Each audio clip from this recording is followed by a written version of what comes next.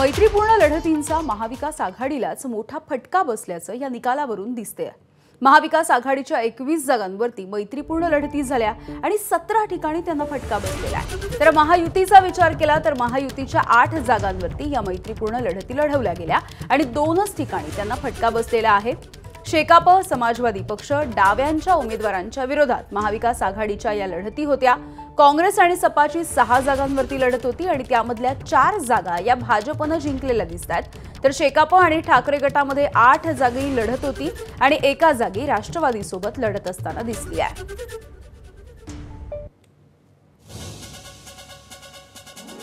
तर यातले महत्त्वाचे मुद्दे आपण बघूयात। राज्यामध्ये 288 मतदारसंघांपैकी एकूण 29 मतदारसंघांमधल्या या मैत्रीपूर्ण लढती होत्या। महाविकास आघाडीच्या 21 मतदारसंघांमध्ये मैत्रीपूर्ण लढती आणि 17 ठिकाणी त्यांना फटका बसलेला आहे। तर 8 जागांवरती महायुतीच्या या मैत्रीपूर्ण लढती होत्या, 2 जागांवरती त्यांना फटका बसलाय। महायुती त्यांच्या जागा होत्या मानखुर्द, आष्टी, सिंदखेड राजा, बुलढाणा, काटोल, मोर्शी, दिंडोरी, श्रीरामपूर, पुरंदर। मैत्रीपूर्ण लढतीमध्ये महायुतीनं श्रीरामपूर आणि मानखुर्द या 2 जागा गमावलेल्या आहेत।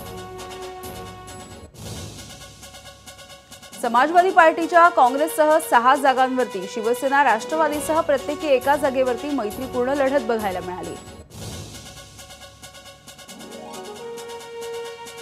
शेकाप आणि ठाकरे गटाच्या सांगोला, लोहा, पेण, उरण, औसा, मालेगाव बाह्य, पनवेल या ठिकाणी मैत्रीपूर्ण लढती होत्या। शेकाप आणि राष्ट्रवादी, शरद पवारांची राष्ट्रवादी यांची काटोल या ठिकाणी मैत्रीपूर्ण लढत होती।